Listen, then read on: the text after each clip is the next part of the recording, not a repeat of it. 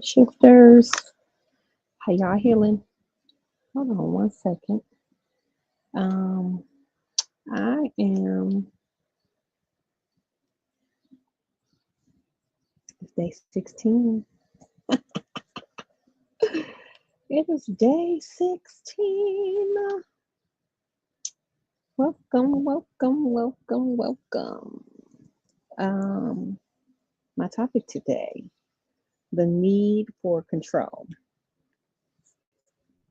Um, Interestingly enough, this topic, um, because I was trying to control the outcome of this 21-day series. And what I realized is that in order for me to do this, I'm going to have to do it the best way that I can in order to keep my word, but also um, get it done. And because of travel and time and all of those things, it has been there have been some barriers involved. However, I am staying committed, and I am going to get this done for you guys, um, no matter what. Day 16. Um, Learning to trust the process. The need for control. Learning to trust the process. Um, So, welcome. I am Clarindria Addison, author, therapist, podcast host, and your guide on this journey of wellness and entrepreneurship, healing, mindset, and all the things. Today, I'm going to go over some causes for the need to control.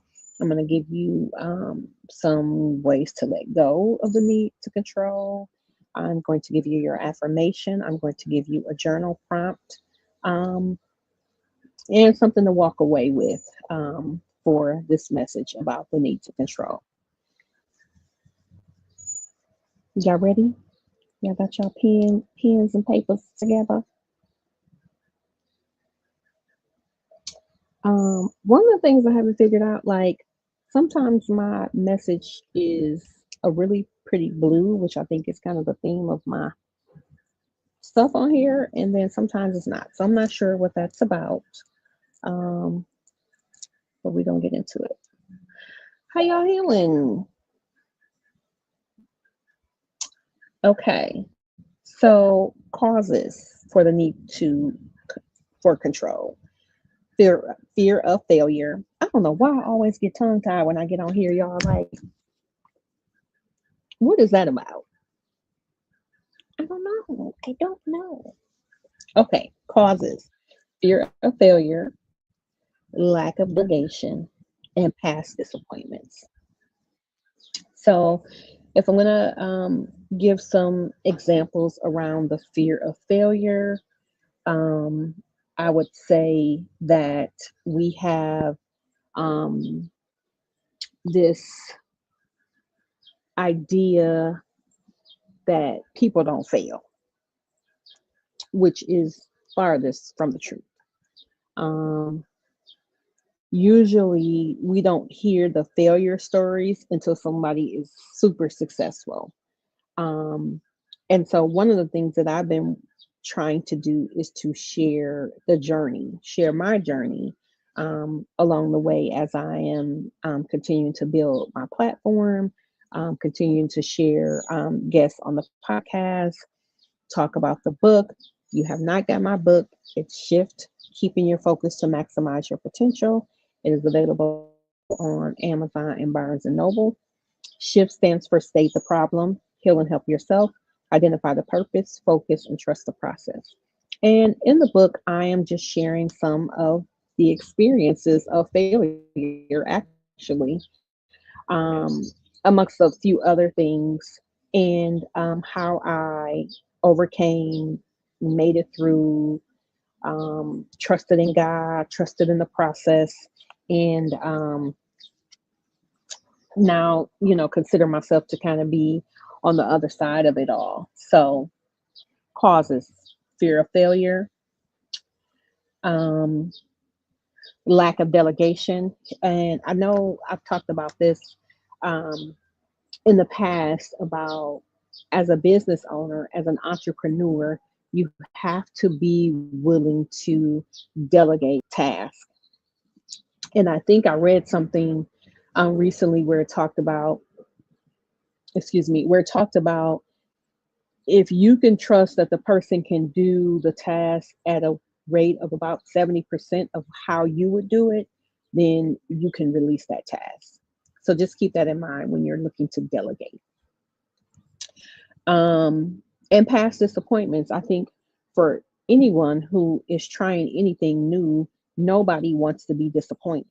So being able to um, acknowledge that in the process of whatever journey, whether it's entrepreneurship, whether it's taking a test, you have to allow yourself some grace, right? And know that disappointment is a part of the journey. And, what would people's stories be if it was all positive and they didn't have any, barriers or challenges along the way? I remember, and you guys can go back to this on one of the podcasts I did, and had my daughter as a guest, and she asked me, like, one of the questions was like, would I change anything? And I said no, because I feel like each and every experience, each and every encounter, each and every person that has come into my life, um, regardless of whatever the outcome, as I have worked on myself, been on this journey of healing and sharing the information with you guys, I know that those encounters and experiences and people were in my life for whatever those reasons were. And I don't take that lightly. Something that I've done in the past is I have kind of written down when I'm thinking, like, oh my goodness, why did this happen? What is this about? I have sat with self and looked to, not only hold on to it as a disappointment, but also hold on to it as something that I learned in order for myself to grow. Yeah. Um, Ways to let go of trying to control, identify what's truly in your control, and then release the rest. In my book, one of my quotes that I have is to focus on what you can control. And what we know we cannot control is other people, environment, and things of that nature. So, in any experience, if you're working on what you can control, I would say that's more than half of the battle. Trusting your team and empowering them instead of micromanaging them.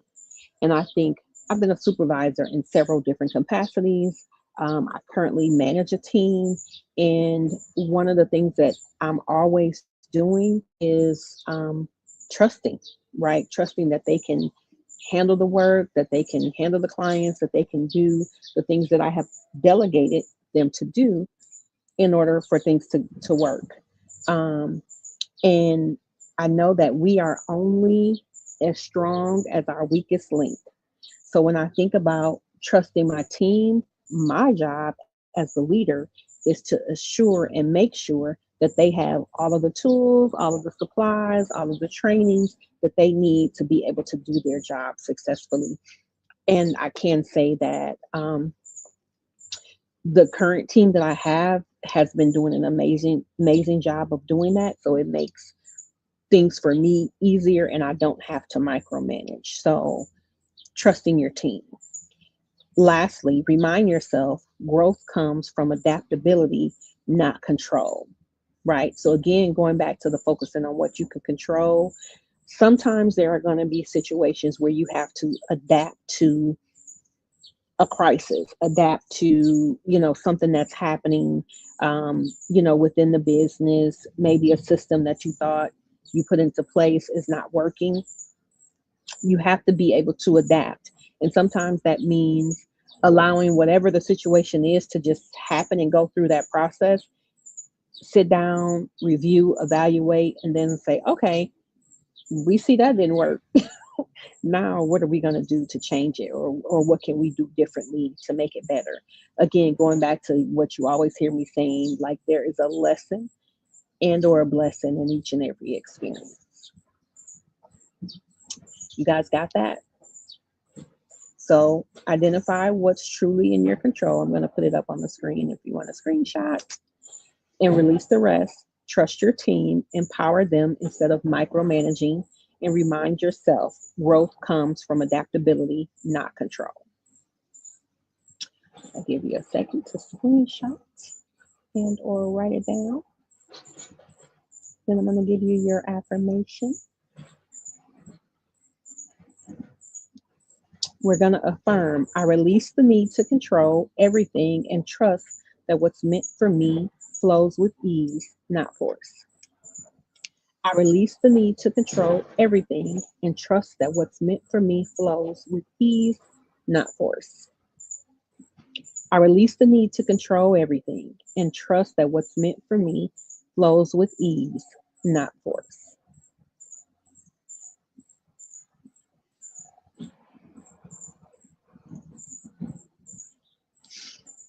Journal prompts. Where in my life, here I'll put it up on the screen and then you guys can screenshot and or write it down. Where in my life or business am I gripping too tightly out of fear?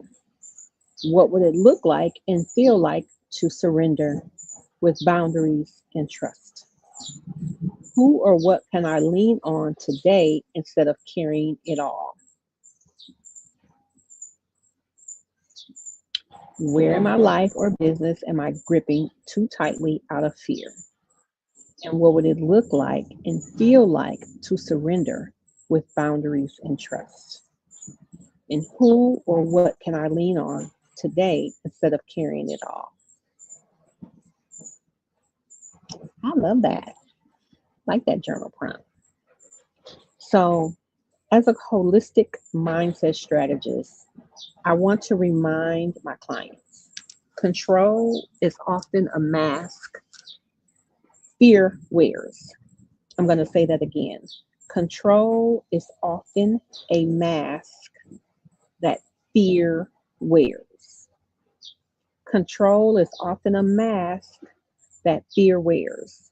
But healing starts when we learn to loosen the grip and lead with trust. You don't have to hold every piece or the vision to come together. Excuse me, for the vision to come together. Delegating does not mean you're weak. It means you're wise. It means you're building something bigger than just you. And I know that if you haven't watched my latest podcast with my friend Angela Mallet, she talked about, building a business that she wants to leave as legacy. And right in doing that, you have to be willing to delegate. You have to assign tasks to people. You have to set up systems. Um, we definitely can talk more about that. Ask your questions in the comments. I appreciate you guys for following along on my 21-day journey. This is day 16. We have a few more to go. Remember, the shift is happening now.